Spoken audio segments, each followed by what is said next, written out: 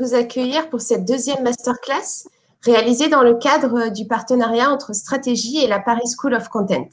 Cette série de masterclass, le meilleur du brand content, a pour objectif de faire découvrir les meilleures pratiques, les meilleurs dispositifs de contenu de marque. On s'appuie pour cela sur le Grand Prix Stratégie du brand content, véritable source de benchmark pour le marché. Chaque année, depuis plus de 10 ans, Stratégie réunit un jury de professionnels en communication, de professionnels en agence et chez l'annonceur pour départager les success stories de brand content. Ce jury juge l'adéquation entre le contenu et la stratégie de la marque, l'innovation, la créativité, la qualité de la réalisation des cas, la mesure de l'impact et les résultats. Le palmarès de cette édition de ce Grand Prix Stratégie, qui fait partie des plus importants de nos Grands Prix Stratégie, sera dévoilé le 23 septembre prochain dans le cadre du deuxième Stratégie Festival, organisé pour nos 50 ans, les 50 ans de stratégie. Je passe la parole à présent à Magali Bonavia, donc directrice de la Paris School of Content. Merci à vous. Bonjour Cécile, merci beaucoup. Bonjour à toutes et à tous et bienvenue dans cette seconde masterclass du meilleur du brand content, comme tu le disais, organisée par Stratégie et Paris School of Content. Alors, je vais regarder un petit peu combien de personnes on a dans la salle. On a 81 personnes, mais on avait quand même 380 inscrits, donc je pense qu'ils vont arriver tout doucement. On va les laisser arriver tranquillement. Et du coup, j'en profite pour vous expliquer un petit peu, parce que pour ceux qui viennent d'arriver, qui n'ont pas entendu ce que Cécile disait, Paris School of Content, que je dirige, est la première école dédiée au brand content. Elle forme à la production et à la stratégie de contenu et elle appartient au groupe Media School. Alors, nous accueillons des apprenants qui sont titulaires d'un bac +3 ou +4. Et je profite de ce moment pour m'adresser aux professionnels qui sont connectés en grand nombre aujourd'hui. Alors, je vois que ça monte tout doucement, donc ils sont connectés et ils continuent à se connecter, pour leur préciser que nous formons des élèves en alternance, en 4/5e, ce qui signifie 4 jours en entreprise et 1 jour à l'école. Donc, si jamais certains d'entre vous êtes intéressés, n'hésitez pas à cliquer sur le bouton qui apparaît en haut de l'écran et à nous laisser vos coordonnées. Alors, nous avons également de nombreux étudiants connectés aujourd'hui et nous les remercions, dont tous les étudiants de Paris School of Content que je salue. Alors, si certains d'entre vous êtes intéressés par une spécialisation en brand content, après un bachelor ou une licence, vous pouvez également nous laisser vos coordonnées sur ce même lien. Je répète, le petit bouton que vous trouvez en haut de l'écran.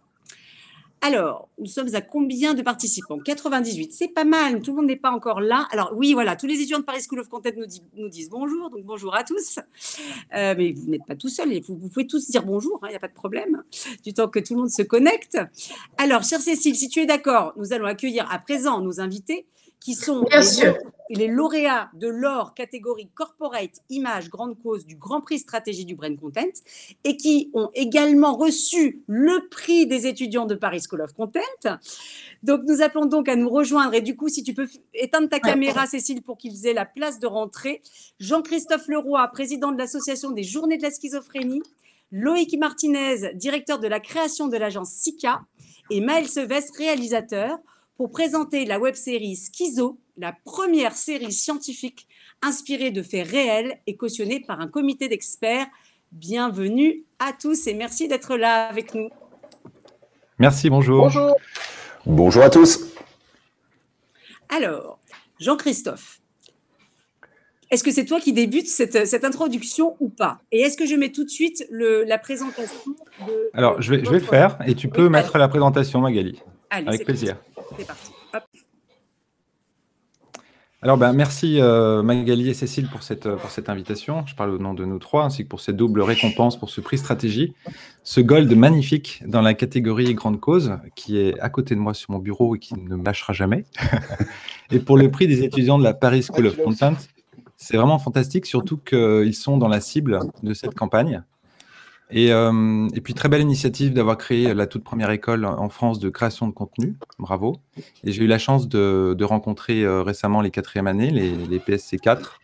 Et je dois dire qu'ils sont très prometteurs parce que leur background est déjà très varié. J'ai remarqué qu'il y avait des communicants, des facs de lettres, des journalistes. Il y avait Sciences Po, de la com culturelle, fac de ciné. Donc voilà, c'est top, quoi. Merci Loïc, c'est gentil. Et je pense qu'ils sont contents. On ne les entend pas parce qu'ils sont sur le chat, mais ils peuvent écrire s'ils le souhaitent, les PSC4, pour montrer qu'ils sont là. Alors, donc Jean-Christophe, qui est président des Journées de la Schizophrénie, est ici, avec Maël Sevestre, donc réalisateur et dirigeant de la société L'Imagerie Film. Donc, on a travaillé en trinôme, en fait, tous les trois essentiellement tout au long de cette campagne. Bien sûr, on est nombreux sur ce projet, mais on a travaillé essentiellement tous les trois. Et donc, nous allons essayer de raconter cette fabuleuse histoire de la campagne Schizo. Donc, vous aurez donc 3 angles de vue complémentaires et le but sera de décortiquer ensemble cette idée et son déploiement narratif. Donc, j'ai construit cette présentation pour que vous puissiez bien comprendre chronologiquement comment l'aventure s'est déroulée. Et on espère que notre prise de parole sera la plus complète et enrichissante possible. Voilà, donc le chat est ouvert, comme tu le disais, Magali. Donc, posez plein de questions et on y répondra avec grand plaisir tout à l'heure. Alors, Jean-Christophe, tu veux peut-être expliquer un peu le début de cette aventure?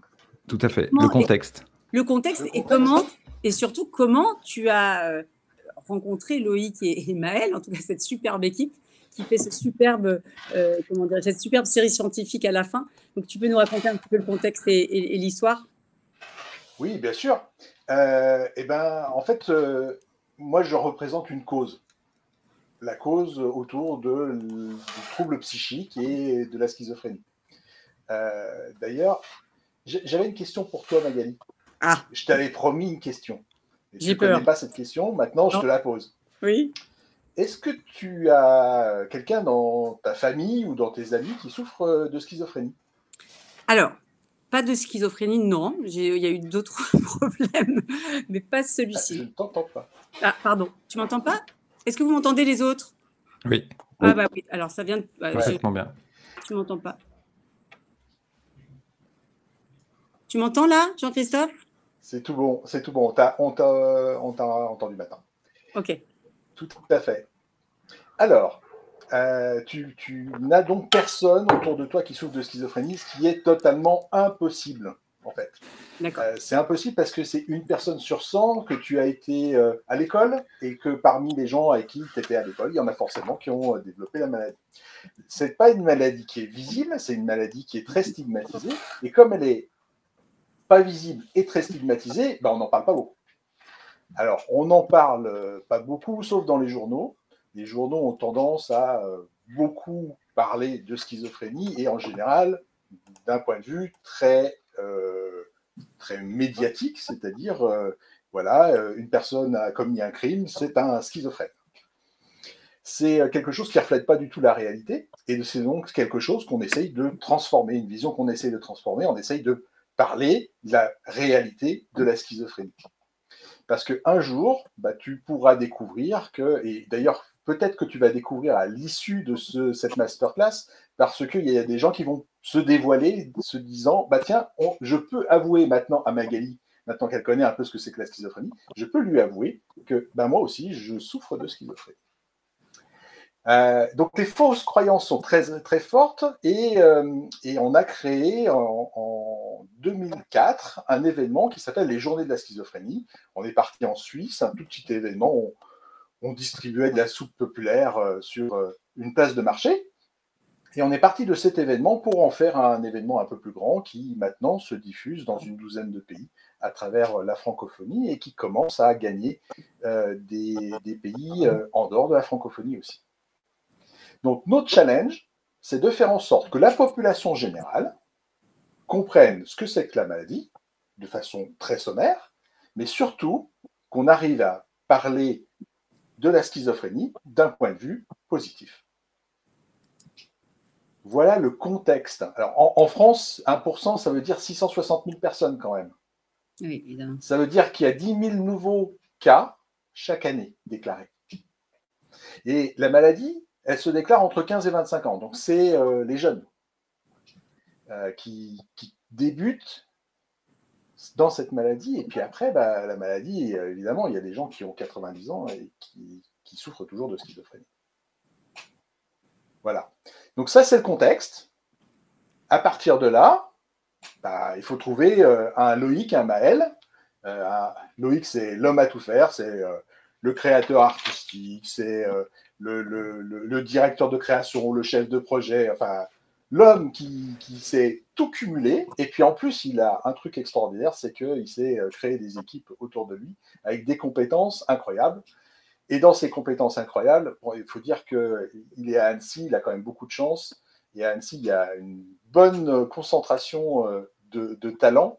Et dans ces relations, il y avait Maël, et voilà, ils sont arrivés à répondre à un appel d'offres. Alors, toutes ces histoires de création, ces équipes, ben, finalement, ça est soit dans les relations, je ne connaissais pas Loïc, je ne connaissais pas Maël, soit c'est des réponses à des appels d'offres. Donc, on a lancé un appel d'offres, on s'est appuyé sur des gens qui nous aident pour notre communication sur les réseaux sociaux et pour notre communication sur toute la communication presse, en fait. C'est une agence qui s'appelle Vedesk. On s'est appuyé sur eux pour faire un peu l'intermédiaire entre nous et puis des agences. On a, dans cet appel d'offres, mis des choses très simples. On avait une ambition, donc l'année passée, pour notre campagne, on a une ambition, c'était de dire, bon, il y a beaucoup de recherches dans le domaine de la schizophrénie et des troubles psychiques. On aimerait rendre cette recherche visible. On aimerait déstigmatiser, ce qui paraît assez logique dans notre position. Et puis, la troisième chose, c'est qu'on aimerait avoir un accent fort sur les jeunes. Pourquoi ? Parce que je viens de le raconter, la maladie se déclenche entre 15 et 25 ans. Et donc, du coup, si on arrivait à parler à cette génération-là, ça permettrait peut-être que très rapidement, les gens se rendent compte que quelqu'un souffre de quelque chose sans pouvoir le déterminer, mais qu'il a besoin d'aide, qu'il ou elle a besoin d'aide. Et grâce à cette aide, on peut avoir de la détection précoce et soigner tôt. C'est soigner mieux en matière de schizophrénie. Ok. Merci beaucoup, Jean-Christophe. Donc, notre problème à résoudre, et c'est un challenge quand même pas tout à fait évident. Je prends juste les éléments séparément. La recherche, le sujet sexy par essence. La schizophrénie, le sujet effrayant par essence. Donc, tous les éléments pour faire un bide. Et le challenge, c'est de faire un succès. On a 3 agences qui ont répondu à l'appel d'offres. Alors, 2 agences, dans notre appel d'offres, on avait quand même donné des petites indications. On avait expliqué ce que c'était que la schizophrénie. On avait aussi dit, on imagine que, comme la recherche, c'est beaucoup de recherche sur le cerveau. Pardon, j'ai entendu quelqu'un qui tu peux continuer. Non, tu peux continuer, Jean-Christophe.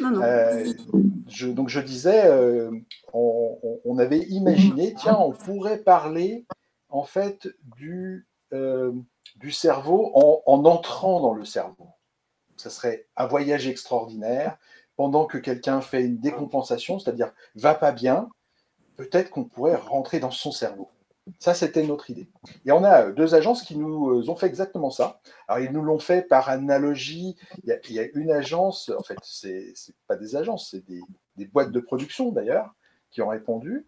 Il y a une agence qui a imaginé, en fait, que le cerveau, c'était un peu comme un réseau de voies ferrées et qu'on pouvait naviguer dans ce réseau de voies ferrées. Puis, il y a une autre agence qui s'y est mis carrément à la Star Trek. Donc, ils ont imaginé que c'était la conquête de l'espace et qu'ils allaient rentrer dans le cerveau de cette manière-là. Donc, 2 analogies. Puis, on a Loïc et Maël qui sont arrivés et ils nous ont proposé un truc, mais rien à voir. Je peux vous raconter l'histoire du coup, peut-être. C'est bien. Tout le monde attend. Alors, l'histoire est belle. Tout part d'un coup de fil de Jean-Christophe un beau matin de juillet 2019. Le brief tombe et moi, le sujet, pour tout vous dire, il me paraissait ultra complexe parce que je ne connaissais pas du tout la maladie. En plus, il s'agit de parler des avancées de la recherche, donc c'est comme ça peut être ennuyeux, surtout auprès de jeunes. Je prends ça comme un défi. Et puis en plus, il y a donc comme dit Jean-Christophe, 2 agences, 2 boîtes de prod spécialisées. J'avais vu leur bande et je me disais qu'il va falloir trouver son propre territoire avec le plus grand potentiel possible. Donc je travaille et puis je monte mon équipe. Donc je pense que cette phase de sourcing a été déterminante. Comme sur toutes mes campagnes, d'ailleurs, c'est un moment clé. Trouver les bonnes personnes de confiance.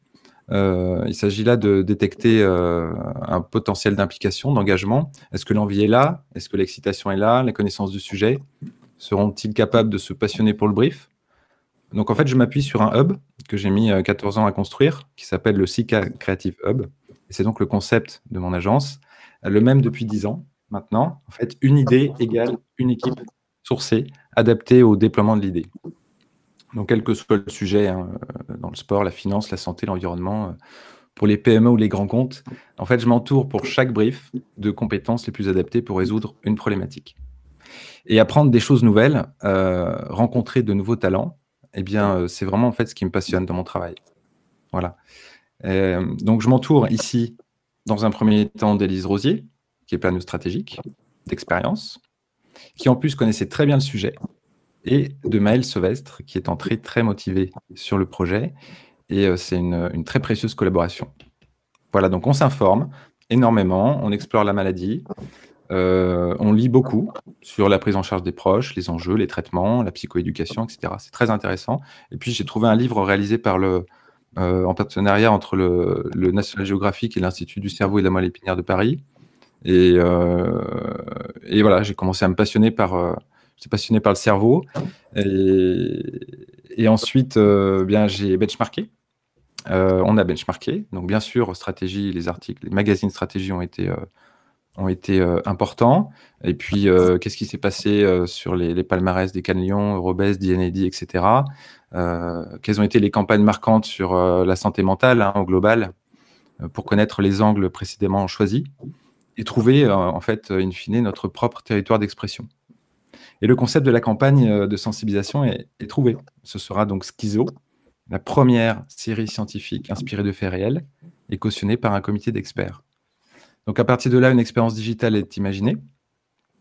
Et on a choisi qu'elle soit immersive, interactive, avec un fort potentiel conversationnel et d'autres ingrédients, parce que s'ils n'y sont pas, eh bien la campagne part avec déjà un handicap, enfin, selon nous. Et donc, avec le concept qu'on avait construit, on pouvait tout faire. On cochait a priori toutes les cases. Donc, on a présenté le 5 septembre, donc 2 mois plus tard, donc le 5 septembre 2019. C'était le grand oral à Paris. Tous les trois, donc moi-même, Maëlle et Élise.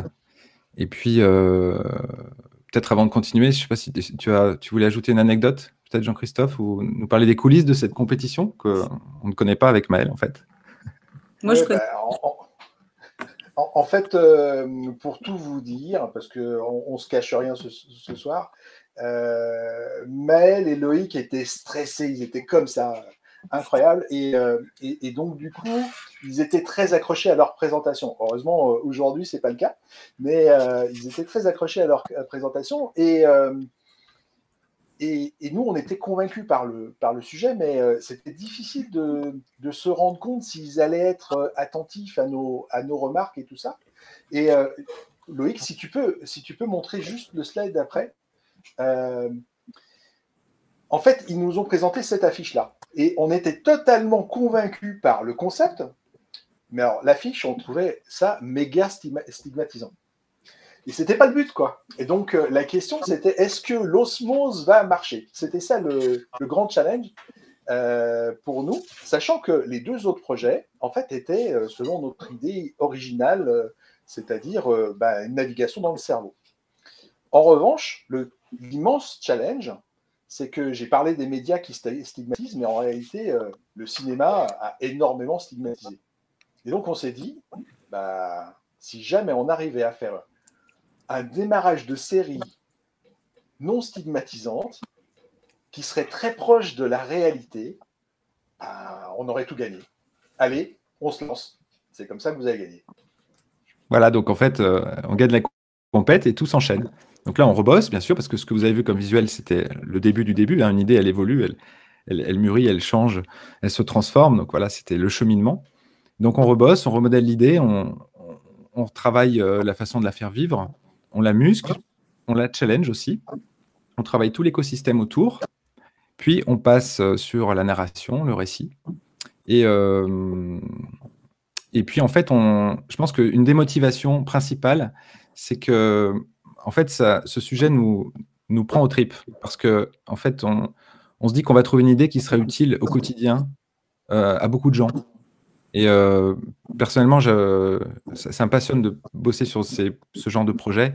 Voilà, donc, et pour beaucoup de monde, c'est le cas. Hein, quand il y a un sens derrière, c'est fabuleux, ça embarque. Et donc, il fallait aussi s'organiser pour réaliser notre projet dans le timing avec le budget prévu. Parce que comme vous le voyez sur la slide, donc c'était assez serré au niveau budget. Hein, il y avait un vrai défi pour trouver des solutions. Tournage 8 décembre, tout devra être prêt donc fin février pour une sortie officielle en mars 2020. Donc c'était un vrai défi, comme à chaque campagne finalement, mais là particulièrement. Je vais enchaîner sur l'idée. Alors l'idée, je vais essayer de vous expliquer ça rapidement. Nous nous adressons aux 15-35. Alors quelle est leur activité favorite à votre avis? Mater des séries. Hein, c'est la génération Netflix. Donc nous décidons de créer une série, en tout cas le premier épisode. Et l'idée, c'est que Schizo soit beaucoup plus qu'une série classique. Et d'ailleurs, on est en train d'y arriver. Et on vous en parlera à la fin de cette masterclass. Alors pourquoi? Parce qu'elle est inspirée de faits réels, parce qu'elle sera utile à des centaines de milliers de personnes en France, 600 000 précisément, utile aux familles qui vivent près d'elle, aux corps enseignants, à tous ceux qui les côtoient, de près ou de loin, parce qu'on doit combattre la stigmatisation, la peur de l'autre, parce que la peur de l'autre est finalement le principal frein à l'inclusion, et parce que l'inclusion est l'un des plus grands défis de notre société pour les 10 prochaines années. En tout cas, c'est comme ça qu'on le voit. Et alors, on se bat de plus en plus dans notre société pour ceux qui ressentent un sentiment d'exclusion de par leur handicap physique, leur sexe, leur religion, leur origine ethnique, leur pouvoir d'achat, ceux qui sont impactés par une crise migratoire ou climatique, par exemple, ou même juste parce que la vie ne leur a pas fait de cadeau.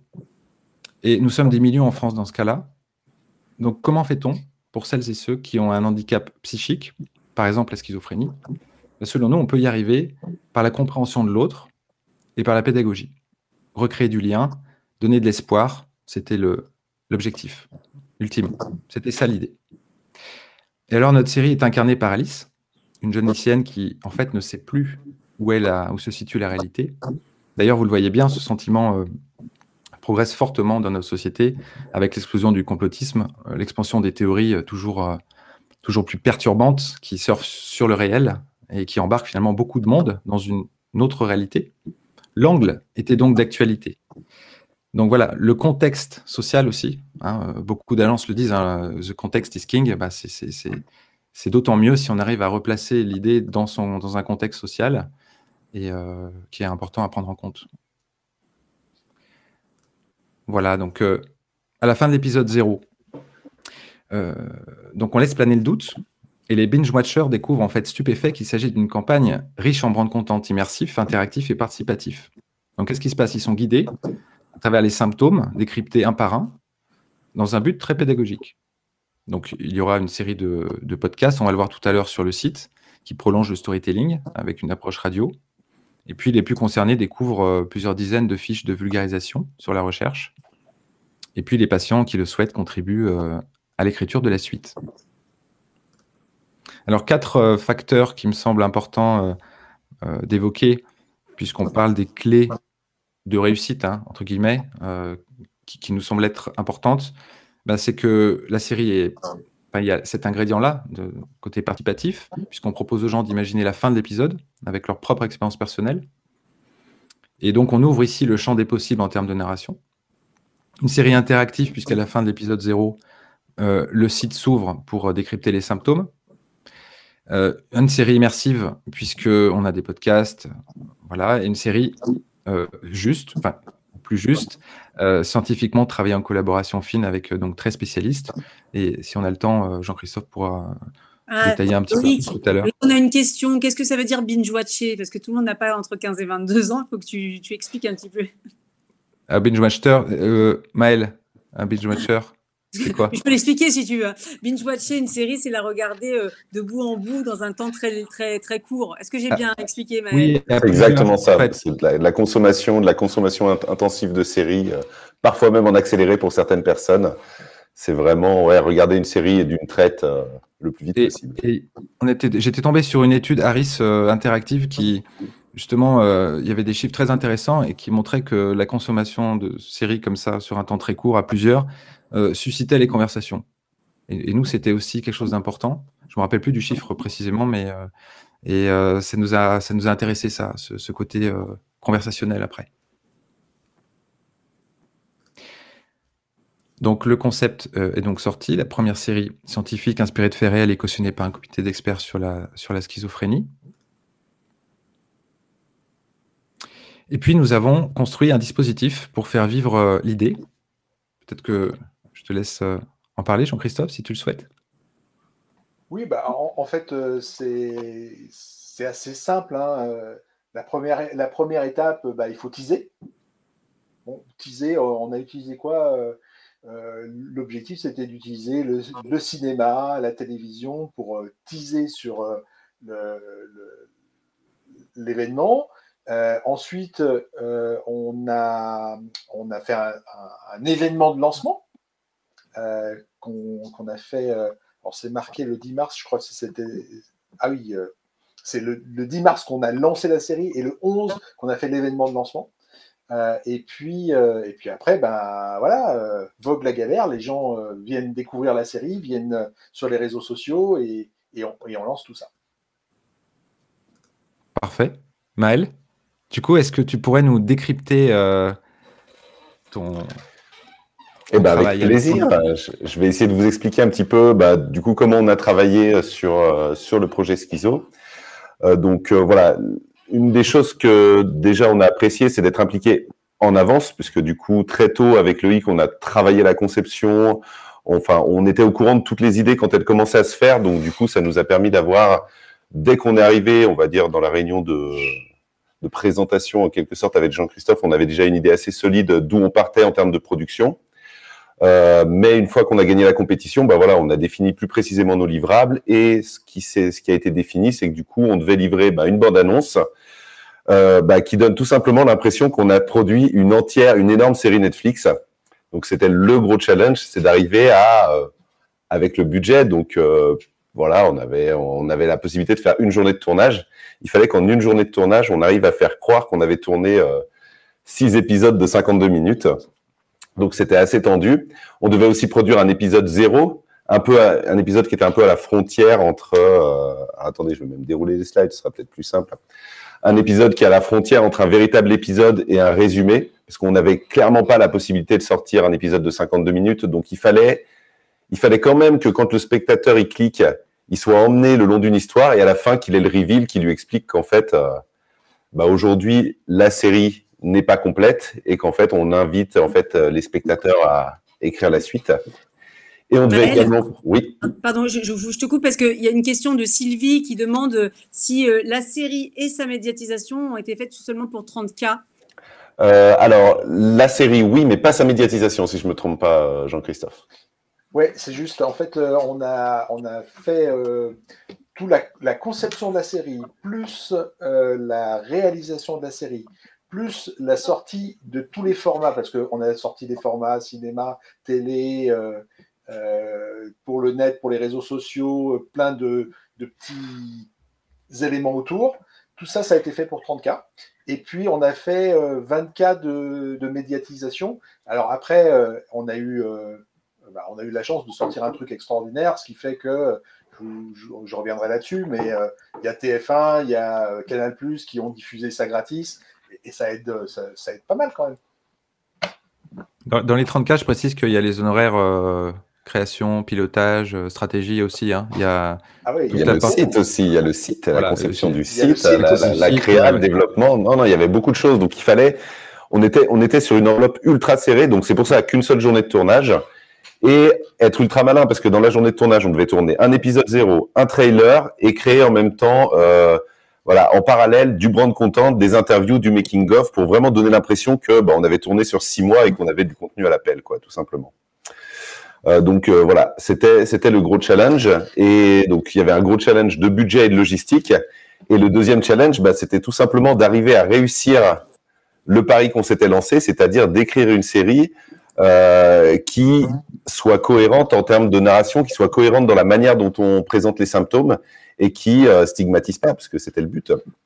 Donc, du coup, pour retracer un petit peu la genèse du script, on avait déjà un pitch, donc on savait globalement où on allait. Mais avec Loïc, du coup, on a dû travailler sur une V1 sans forcément avoir toutes les informations sur la schizophrénie. Alors, ce que Loïc a dit au début, mais que j'aimerais compléter, C'est quand Loïc il dit oui, quand je m'intéresse à un sujet, je commence à lire, il lit à fond, il lit tous les livres, il achète tout, il connaît tout sur tout. Donc voilà, il plonge dans le sujet à 2000%, donc c'est un peu parfois compliqué à le suivre. Mais on a commencé, donc on a écrit ce scénario, une sorte de V1 de A à Z. On savait que cette partie-là, du coup, allait être présentée au comité d'experts scientifiques, qui sont des familles, des malades, des scientifiques, des médecins. Et du coup, on a écrit cette première passe. Au début, on était un petit peu, on va pas se mentir, on était un petit peu plus, on était parti un petit peu plus dans l'épouvante. Et on avait écrit un petit peu tout ce qu'on voulait mettre dedans, sans savoir du tout si on était dans l'excès absolu ou si au contraire on était en je vais pas dire en sous-jeu, mais en sous-réalisme. Et du coup, quand je me souviens, quand on a envoyé le premier scénar à Jean-Christophe, on était en pression parce qu'on s'est dit, si ça se trouve, on a mis les deux pieds dans le plat, on sait pas du tout où on en est. Et bon, Jean-Christophe, tu nous as un peu taclé, je m'en souviens, parce que du coup, on était un peu dans l'excès, mais en fait, on retombait. Je pense que tu pourras compléter là-dessus. Mais en fait, on était, parce qu'on est habitué à ces séries-là, on était retombé un petit peu dans justement le problème de toutes ces séries, c'est-à-dire on était allé un petit peu trop dans l'excès, si je ne me trompe pas. Tu peux compléter, Jean-Christophe, là-dessus? Ouais, grosso modo, il y a plein de symptômes dans la schizophrénie. On a au moins une douzaine de différents qu'on peut les mettre, enfin, chacun existe, mais en les mettre tous sur la même personne dans les 5 minutes, c'est quand même un peu beaucoup, quoi.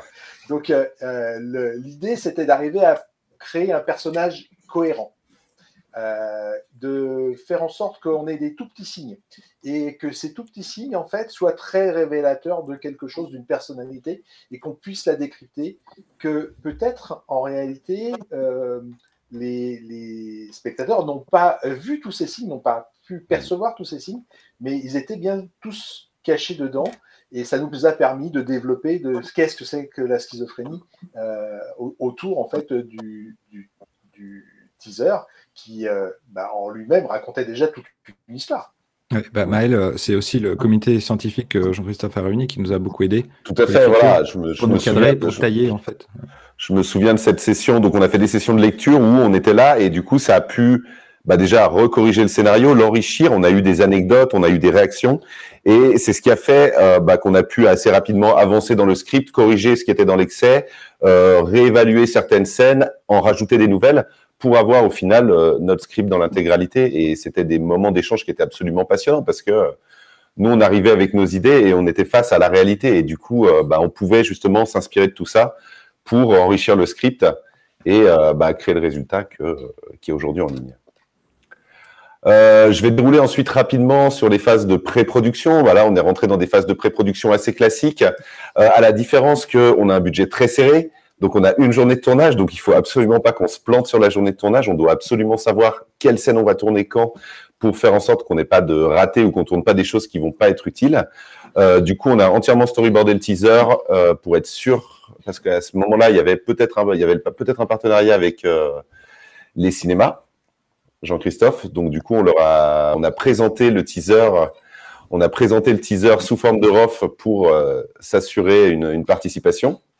Ouais, exactement. Ouais. Il faut faire gaffe en fait quand on présente, quand on veut avoir le soutien d'une diffusion gratuite, il faut être sûr que ça rentre dans le cadre, dans ce qu'imagine le diffuseur. Et en l'occurrence, on avait proposé ce concept à la FNCF. Je ne sais pas si vous connaissez, c'est la Fédération nationale du cinéma français, alors qui depuis va pas très bien, parce que je vous rappelle qu'on est en train de parler d'un lancement qui s'est fait en mars l'année dernière. Je ne sais pas si vous vous souvenez ce qui s'est passé en mars l'année dernière, mais il y a eu un petit premier confinement qui a débuté, et on a fait notre lancement le 11, juste pour dire, le premier confinement, c'est le 16. Hein.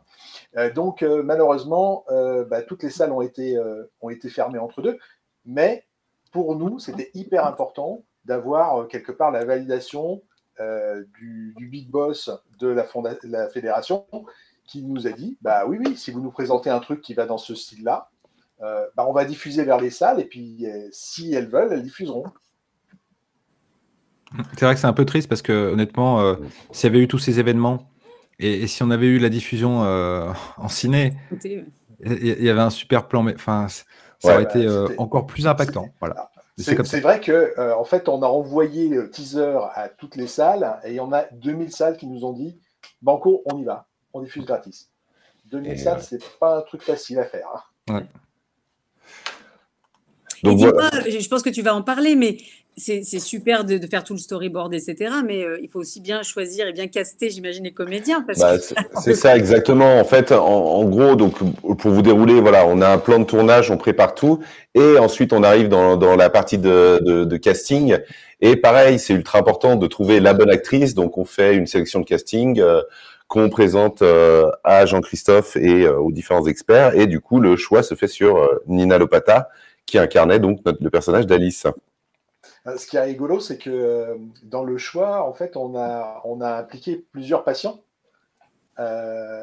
pour trouver la bonne représentation finalement de Alice. Et moi, j'étais pas totalement convaincu par Nina, mais manifestement, les autres ont eu le pouvoir de me convaincre. Et je crois qu'on a fait le bon choix. Je crois aussi. Ils ont fait le bon choix, en fait. En plus, ça a été sensibilisé sur la maladie. Hein. Ouais, vous connaissez bien. Ça a aidé. Donc voilà, donc actrice castée, je passe rapidement, mais le stylisme il faut qu'on arrive à faire croire qu'on a une saison, donc ça passe énormément par les vêtements. Donc on change de vêtements toutes les 30 minutes, même pas toutes les 15 minutes sur le plateau, donc un gros travail de stylisme qui a été fait, une inspiration de direction photo et rapidement la feuille de service de la journée. Je crois qu'on a dû rentrer 70 plans dans la journée, ce qui est colossal. On monte une vraie équipe ciné. On se dit, OK, on n'a pas le temps, le budget pour faire une vraie série, mais par contre, il faut vraiment qu'il y ait l'image en 3 secondes. On ait compris qu'on soit dans un look ciné, dans un look série, en fait, tout simplement. Donc, on monte une vraie équipe ciné avec Thomas Rames, qui est chef opérateur de long métrage, qui vient nous épauler, du coup, sur le tournage. Et on enchaîne sur la journée de tournage, tout simplement. Je crois qu'on est une vingtaine de techniciens, on a 40 figurants, on tourne un dimanche dans une école. Et voilà, je crois que je vais dérouler quelques images qui vont peut-être, quelques images du tournage. Et ce qui est extrêmement enrichissant, c'est d'avoir la présence de Jean-Christophe et de Anne donc sur le tournage, qui en fait, en tant que réalisateur, c'est toujours compliqué en fait de représenter justement la schizophrénie. Aujourd'hui, les références que j'ai, ça va être des références ciné et c'est pas forcément les bonnes. Donc du coup, ce qui était important, c'était vraiment d'avoir le feedback de personnes sensibilisées à ça pour pouvoir avoir des interprétations qui sont le plus justes possible. Et d'ailleurs, on avait travaillé en fait avec plusieurs personnes du comité scientifique pour avoir des intentions de jeu. Et donc, on s'était déjà préparé à tout ça, parce qu'en plus, pour nous, c'était le premier tournage. Hein. On n'avait pas trop l'habitude d'aller sur un tournage de série. Mais voilà, on avait tous ces éléments-là et on a été attentif à plein de petits détails qui, aujourd'hui, font que c'est relativement réaliste, quoi. Et il y a une chose qui est, je ne sais pas si c'est le bon moment pour le dire, Maël, mais il y a un truc qui était extraordinaire, c'est que tu as lancé un tease sur les réseaux sociaux pour trouver des figurants.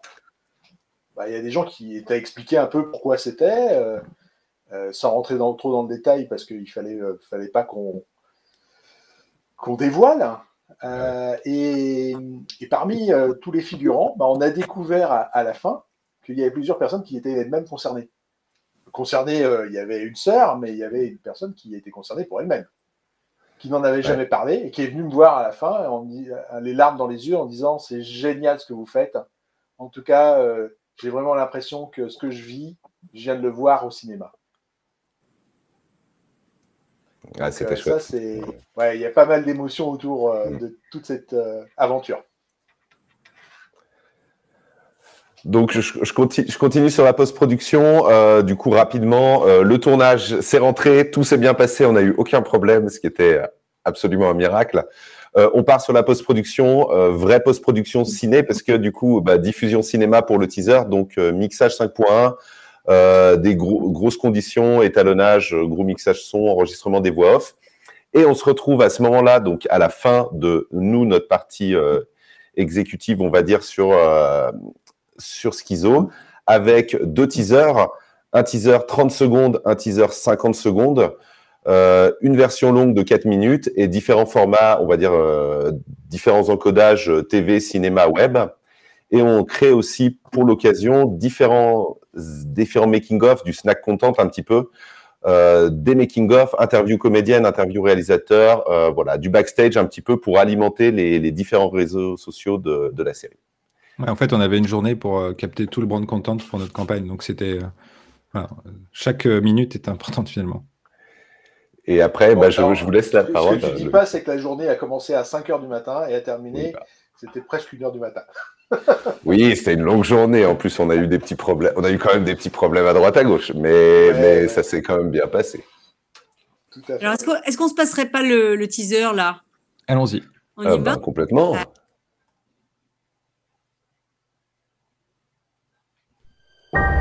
Bienvenue à tous au lycée français Albert Camus. Vous êtes extrêmement chanceux car vous allez étudier dans un cadre exceptionnel. Vous bénéficierez des dernières méthodes d'enseignement, encadrées dans la plus grande sécurité. Toute l'équipe enseignante et moi-même avons hâte de commencer cette année. Et je vous promets qu'en sortant d'ici, vous serez des personnes très différentes de celles que vous êtes aujourd'hui.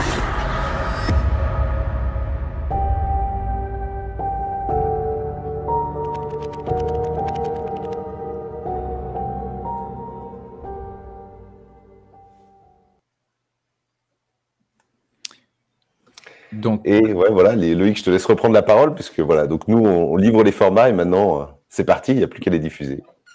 Voilà, donc le 11 mars, c'était le lancement. Et le 10 mars, la veille, un grand événement au Pâté Gaumont. Jean-Christophe a organisé le lancement avec des associations, avec aussi des journalistes. Et il y avait combien de personnes, Jean-Christophe, à cet événement? On était 300, autour de 300. Il y a quelques personnes qui, à la dernière minute, ne sont pas venues parce que je vous rappelle qu'on est 4 jours avant le confinement, que le corona est un peu partout, qu'on ne savait pas la veille si on pourrait tenir l'événement. Donc, c'était un peu stressant. Mais on a joué le jeu. Je pense, le dernier gros événement organisé sans masque, en fait. Ouais. Et on a joué le jeu, on a quand même fabriqué des choses comme le font les productions de séries. Donc, la bâche pour... le photocall. Les photos. Voilà, le photocall. Exactement.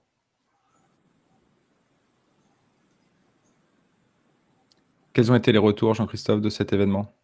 Ouais, c'était juste extraordinaire. On avait un peu les meilleurs chercheurs de France, on avait des représentants d'associations, les journalistes, et en fait, ça a créé une sorte d'union entre tout le secteur associatif en France. Il y avait quelques acteurs qui venaient de l'étranger aussi. Et non, c'était génial de démarrer comme ça. Et il y avait l'actrice principale qui était là aussi, qui a pu parler un petit peu. Et nous avons fait pour rester dans le thème, des coffrets DVD, avec non pas un DVD dedans, mais des fiches de vulgarisation. Oui, il y avait quand même aussi des contenus sur le DVD, Jean-Christophe. Ouais, il y avait un DVD qui était dedans, mais bon, le DVD, c'est plus très à la mode. Ce qui était intéressant pour nous, c'est que c'était le moyen de véhiculer de la vulgarisation sur la recherche. Puisqu'on voulait parler de la recherche, on ne vous a pas encore complètement expliqué comment on parle de la recherche à travers Schizo, mais l'idée, c'est que ce contenu de vulgarisation présentait une 25 recherches à peu près, qui font avancer les choses et qui sont évidemment pas connues, et on a voulu les rendre accessibles à tout le monde associatif, et c'est vrai que ça a permis de déclencher tout un tas de collaborations qui n'auraient jamais existé sans cet événement. Voilà, donc c'est un petit coffret qui a son utilité et qu'on garde chez soi, ça a son importance. En social media, par la suite, donc on a utilisé les contenus de Maëlle, donc l'interview de l'actrice et puis l'interview du réalisateur.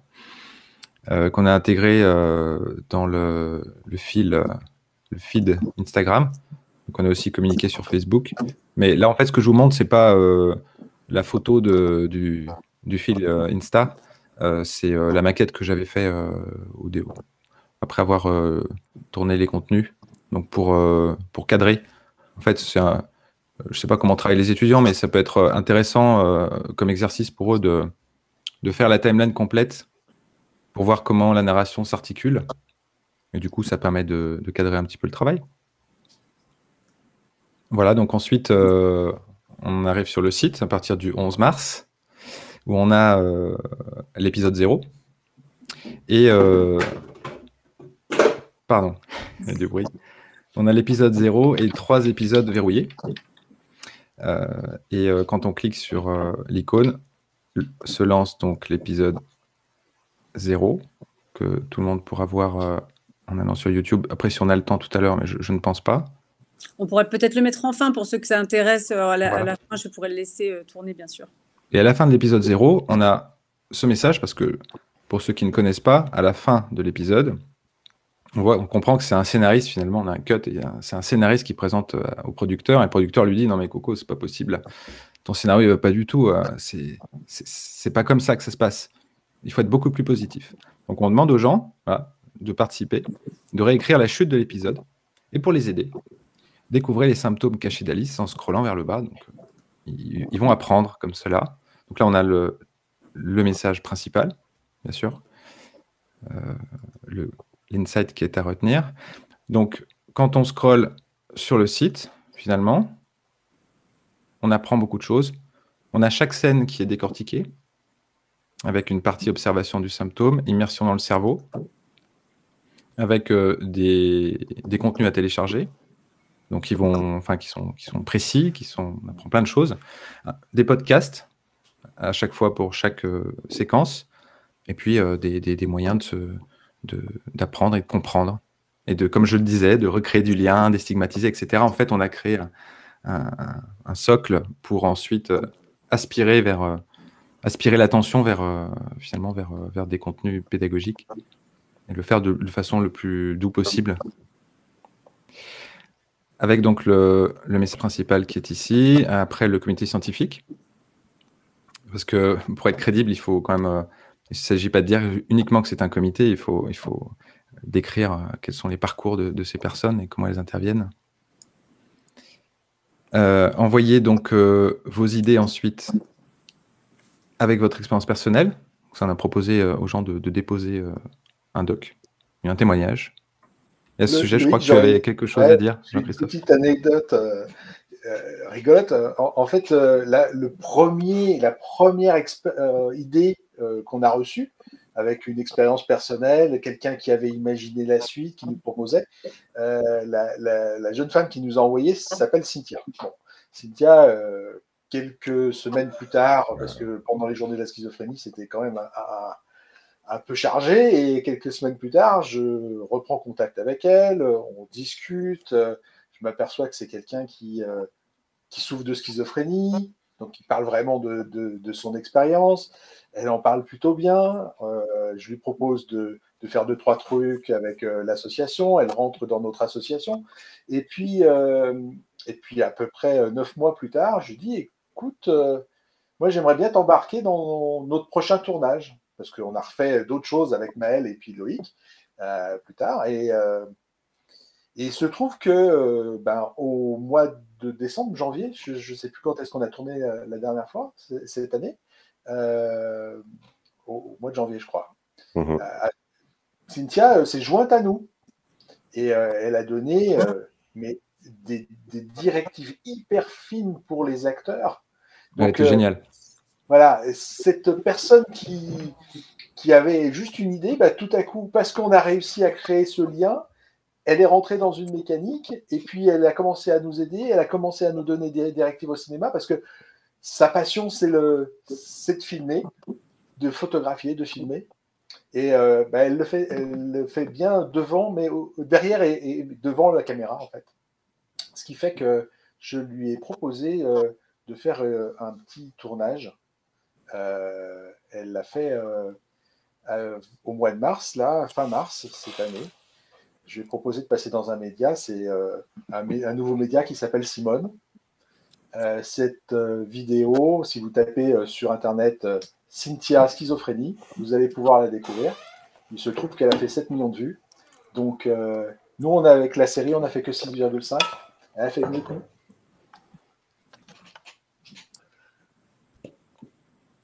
Voilà la petite anecdote. C'est important d'avoir cette interaction avec les gens qui sont passionnés par ce que vous proposez en fait à travers une campagne. Je vais mettre le lien dans le feed de Simone avec Cynthia. Merci Magali. Génial. Merci. Et donc je poursuis. Donc après on arrive donc finalement au Reveal avec le programme à télécharger des 17e journées de la schizophrénie et tous les événements qui étaient prévus. Il y avait 150 événements, beaucoup ont été annulés, mais il y a beaucoup de contenu ensuite. Ça renvoyait vers Schizinfo, le lien des journées de la schizophrénie. Loïc, il y a une question, je pense, intéressante qui est plus sur la prod. Pardon, je te coupe, mais c'est important, je pense, d'y répondre maintenant. Avez-vous eu des contributions en industrie et de la part de l'équipe technique pour diminuer vos coûts de production? Parce qu'on est quand même sur une grosse prod, finalement, même sur un jour, avec, j'imagine, des producteurs, voilà. Comment vous avez pu réduire ces coûts? Est-ce que vous avez été aidé ou pas? Maël? Alors, on n'a pas été trop aidé. On a eu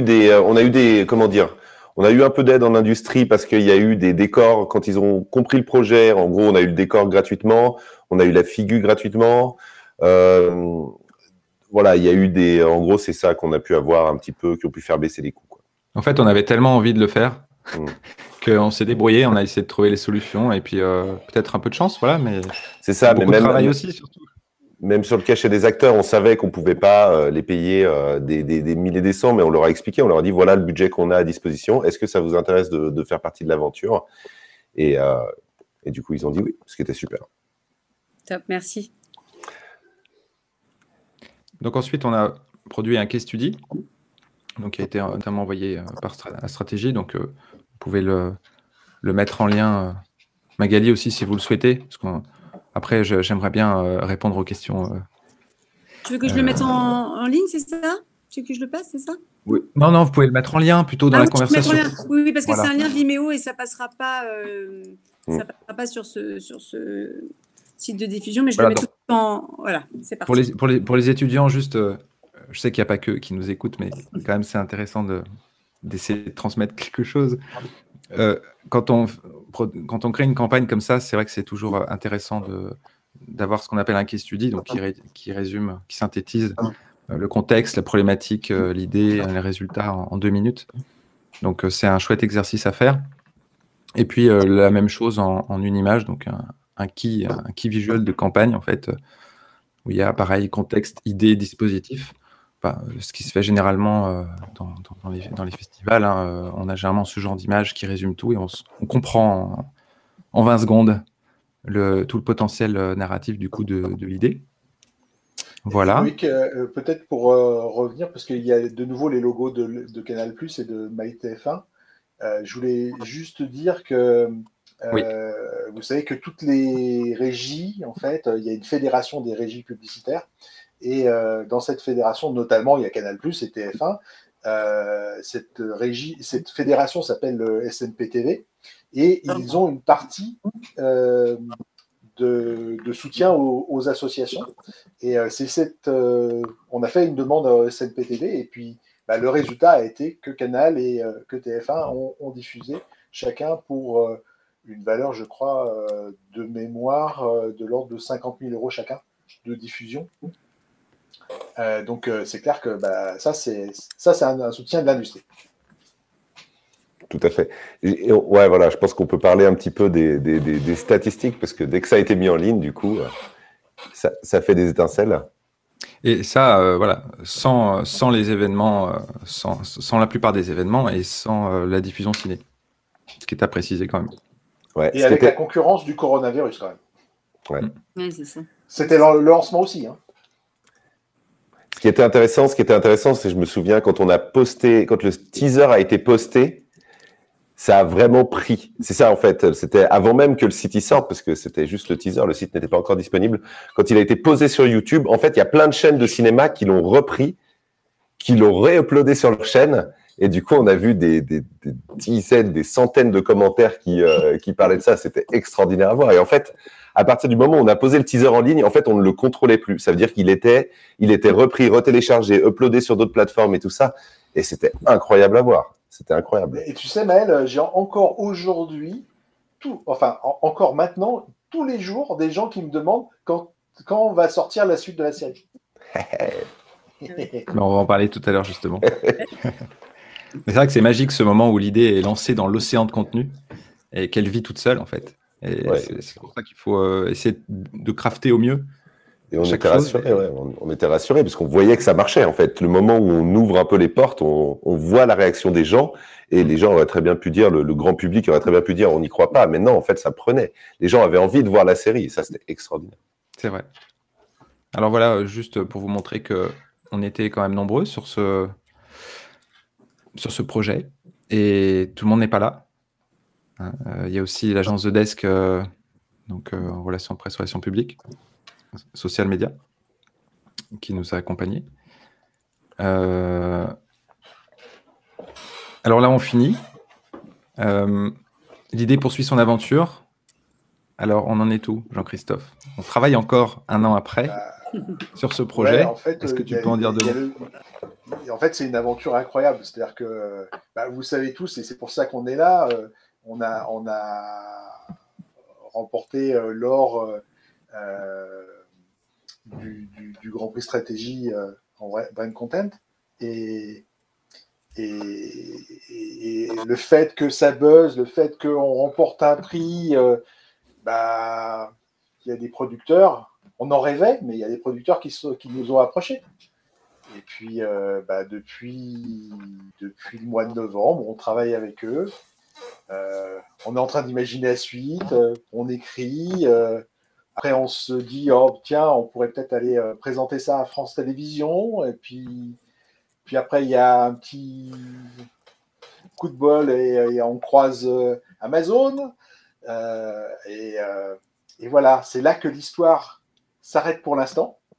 Et en 2023, on vous racontera la suite de l'histoire, j'espère, sur une de ces plateformes. Ah, génial, parce que du coup, Dara, une de nos étudiantes, posait la question, est-ce qu'il y aura une suite? Du coup, on a la réponse. Voilà. C'est un scoop aujourd'hui, en fait. Et à tous les passionnés de brand content, les étudiants, je pense à eux essentiellement, c'est fabuleux quand là, on a l'occasion d'écrire. J'ai ressenti un vrai plaisir quand je me suis dit, allez, je prends un peu de temps, je me bloque du temps pour essayer d'écrire quelque chose, pour aider, parce qu'on est en train de coécrire, donc chacun participe, on est inclusif, hein, c'est bien normal.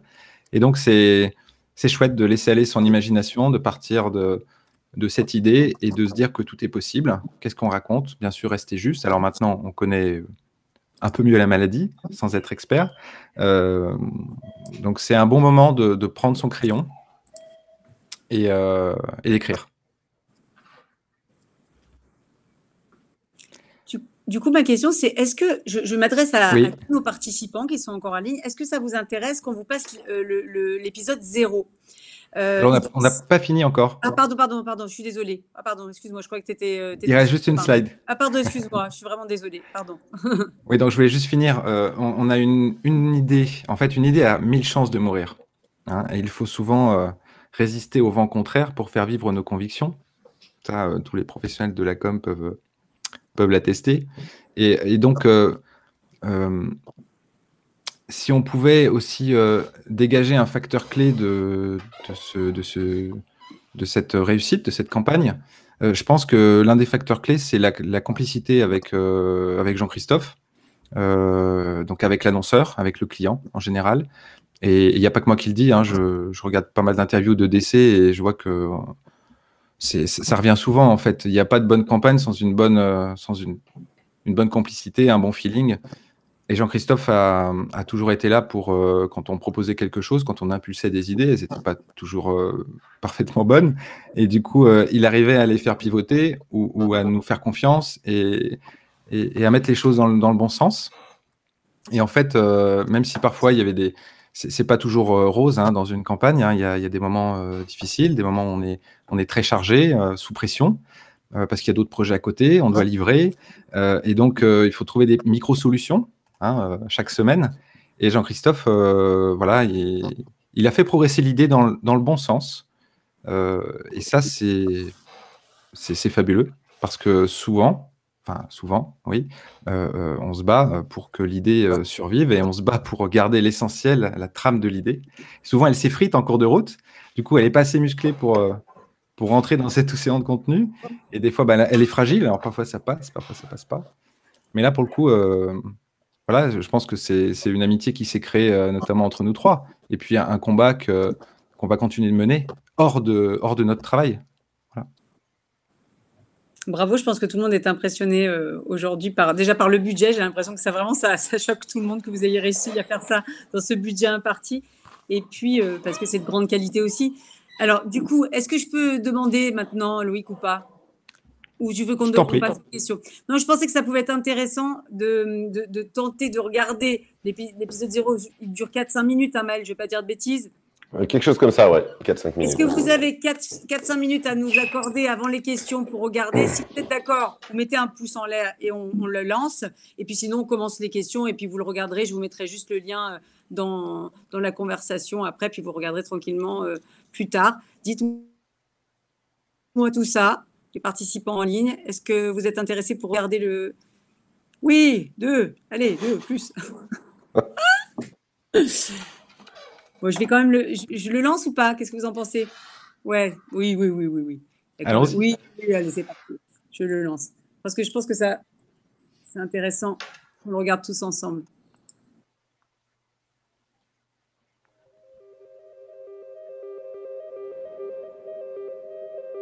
Je m'apprête à vous raconter l'histoire du lycée français Albert Camus et d'une jeune étudiante qui a fait sa rentrée.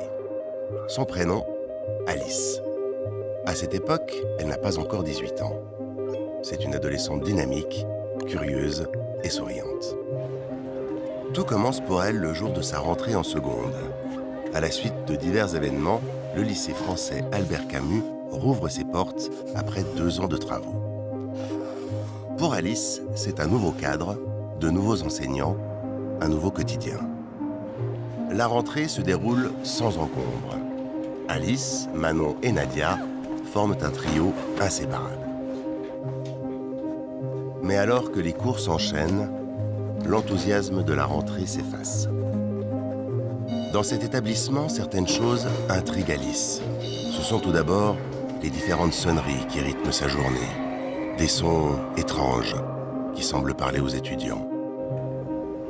C'est également le système de vidéosurveillance, des caméras qui épient sans relâche la vie du lycée. Alice s'interroge. Est-elle la seule à remarquer ces faits étranges?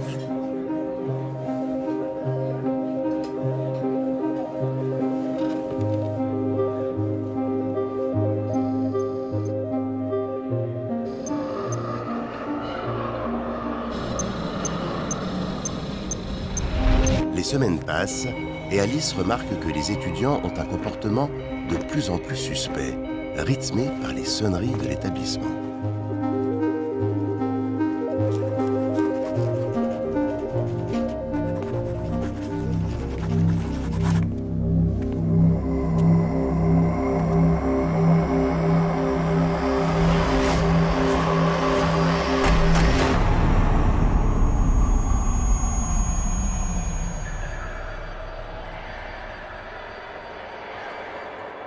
Chaque jour apporte de nouveaux éléments.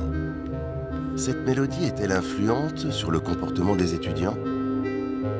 Quel secret renferme les portes verrouillées?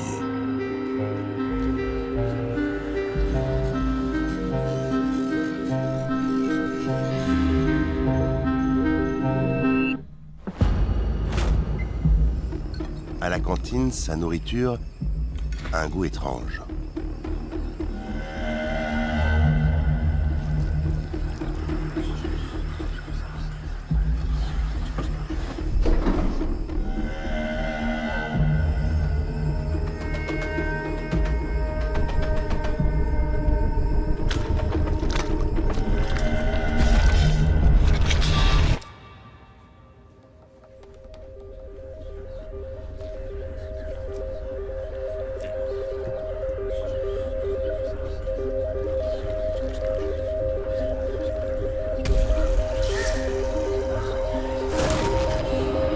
Quel est ce sombre secret caché dans les entrailles du lycée français Albert Camus?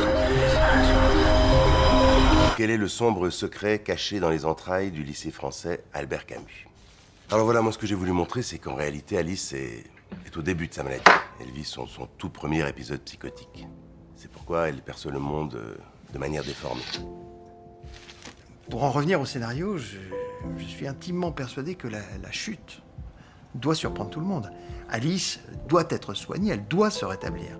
La science fait des avancées significatives pour la prise en charge de la schizophrénie, mais je pense que vous devriez aller plus loin et vous documenter davantage sur les progrès de la recherche. Ça vous donnerait d'autres perspectives et une plus grande ouverture d'esprit.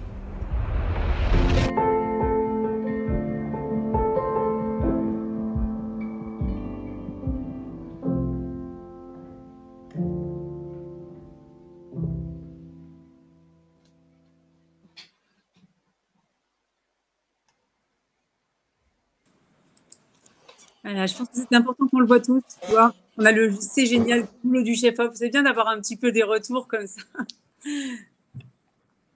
Ouais, j'ai une question que je vois peut-être pour toi, Jean-Christophe, sur le chat. Est-ce qu'il y a des spécificités culturelles associées à la maladie selon les croyances et les cultures, sachant si on diffuse en 2023 quand la série sortira, comment on va s'y prendre pour l'étranger? C'est une bonne question. C'est une bonne question, oui. En fait, nous, avec les Journées de la schizophrénie et l'association qui est derrière, qui s'appelle Positive Miners, on est présent typiquement en France, en Suisse, alors, Suisse qui est quand même un des pays les plus riches du monde, et au Togo, qui est aussi un des pays les plus pauvres du monde. Et donc la perception au Togo n'est pas du tout la même que la perception en Suisse. Et même la différence entre la Suisse et la France est notable. Donc oui, il y a des vraies différences de perception. En revanche, ce que vit la personne, bah, c'est la même chose. C'est la même chose qu'elle vit, même si l'extérieur ne le perçoit pas de la même façon. Et donc tout l'enjeu, c'est de représenter ce qu'elle vit et pas ce que les autres perçoivent. Et bien sûr, on a imaginé dans la façon dont on va mettre en forme la série un certain nombre de choses ambiguës. D'ailleurs, vous avez remarqué, le lycée est un lycée français. Donc un lycée français, c'est un lycée qui est en France ou qui est à l'étranger d'ailleurs. On a renommé ce lycée, on a regardé quels étaient les noms de lycées les plus utilisés à travers le monde. On a regardé également quels étaient les prénoms les mieux adéquats en fonction des époques où devraient être nés les figurants. Donc voilà, c'est un petit peu tout un tas de choses qu'il faut mettre pour rendre crédible l'histoire dans différents pays. Bon, je pense qu'on voit bien que ce n'est pas un lycée au Togo quand même. Alors, on va peut-être passer aux questions, même si on en a eu tout au long de cette présentation. Donc, vous avez eu quand même beaucoup de félicitations, c'est important de le signaler. Voilà, je vois pas mal d'étudiants de Paris School of Content qui ont répondu, mais d'autres aussi, donc c'est super. C'est le temps aussi peut-être de poser des questions, peut-être des précisions si vous en avez besoin. N'hésitez pas. On a la chance d'avoir l'équipe au complet aujourd'hui. Et puis sinon, ça veut dire que c'est très, très, très clair. Je pense qu'on a posé pas mal de questions déjà au cours de la présentation. Il y a quelques questions que je vois sur comment vous avez fait où tu as vu ça avec ce budget pour réaliser, en fait cet épisode. Et en fait, je voudrais répondre que Maël a essayé de trouver des solutions les plus malines, et je pense que c'est de la recherche de solutions. Et comment tu peux expliquer ça, Maël? Non, je pense que ça vous donne déjà une idée d'à quel point on peut faire des choses incroyables. Si vous appelez Loïc pour faire des beaux projets, imaginez avec un budget plus grand. Non, c'est vrai que on va pas se mentir, on était ultra serré en termes de budget. On a essayé de trouver toutes les astuces qu'on pouvait pour réduire au niveau de la voix off. C'est interprété par certains comédiens qu'on voit au niveau du tournage. Vous voyez, on est quand même vite dans les mêmes décors et tout ça. On a vraiment essayé de tout faire pour que ça rentre. Évidemment, on va pas se mentir, on n'a pas compté toutes nos heures dessus. Enfin, du côté de l'imagerie, la boîte que je gère, on y allait vraiment parce qu'on voulait que ce projet il soit super, et c'est un projet qui nous tenait à cœur. Évidemment que si si ça n'avait pas été la schizophrénie, si ça n'avait pas été Jean-Christophe derrière, on n'aurait peut-être pas à ce point pas compté nos heures, on va dire. Mais quand le projet il a du sens comme ça touche aussi des histoires personnelles de beaucoup de monde. On a envie de se dépasser et du coup, c'est pour ça qu'on est, et c'est, je pense aussi en partie grâce à ça qu'on a rentré tout ça dans le budget qui était défini. Enfin, je pense même Loïc, je pense que Loïc n'a pas compté toutes ses heures non plus, on va pas se mentir. Bien sûr, c'est un projet de vie. Pour moi, je trouve que c'est fabuleux de bosser sur des projets, d'essayer de contribuer à des projets qui sont utiles aux gens au quotidien. Voilà, c'est un projet de vie. Ma femme est vétérinaire, donc je me suis à un moment donné posé la question, mais moi, au final, faut que je continue que j'essaie de trouver un sens à ce métier. Et il y a beaucoup on est dans cette mouvance-là, de toute façon, les campagnes utiles, la brand utility, c'est tant mieux. Et c'est super que ce courant soit général et qu'on essaie de faire changer les mentalités, les comportements, qu'on tente en tout cas. Donc, ça augure un bel avenir à notre métier. Je pense qu'on va bien s'amuser. On va être dans le divertissement, la narration, avec de l'utilité dedans. Enfin, je pense qu'on va bien s'amuser ces prochaines années. Ouais. Et je pense que la génération qui arrive là, donc nos étudiants de Paris School of Content en particulier, sont très sensibles à ça. Ils ont besoin de sens. Ils peuvent en parler d'ailleurs s'ils le souhaitent. D'ailleurs, il y a une petite question, il y a même deux.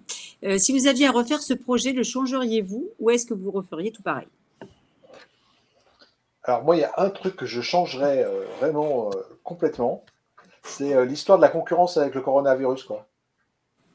Parce que franchement, sans le coronavirus, on serait déjà sur Netflix. Ouais, je crois bien. Ouais, ça a tout bloqué. C'est vrai que ça a été un énorme frein. En fait, partenariat avec les cinémas quasi réduit à néant. L'actualité entièrement occupée par le coronavirus, ça a été un énorme frein. Après, avec une centaine d'heures de plus, peut-être qu'on l'aurait fait différemment. C'est sûr, il y a 1000 façons de déployer une idée. Et en tout cas, avec le temps et les moyens qu'on avait, je pense qu'on est plutôt content du résultat des 4 500 000 vues. Et au-delà de tout ce qu'a dit Jean-Christophe sur Cynthia qui s'implique sur le projet, enfin, tout un tas d'aventures humaines, de liens qui se sont créés. Et ça fait boule de neige. Voilà, ça va faire son chemin petit à petit.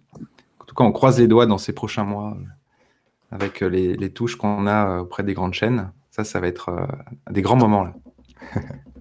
Il y a une question d'Audrey, qui est une de mes collaboratrices, donc elle s'appelle Magali Bonavia, l'a pris mon entrée, mais c'est Audrey qui pose cette question.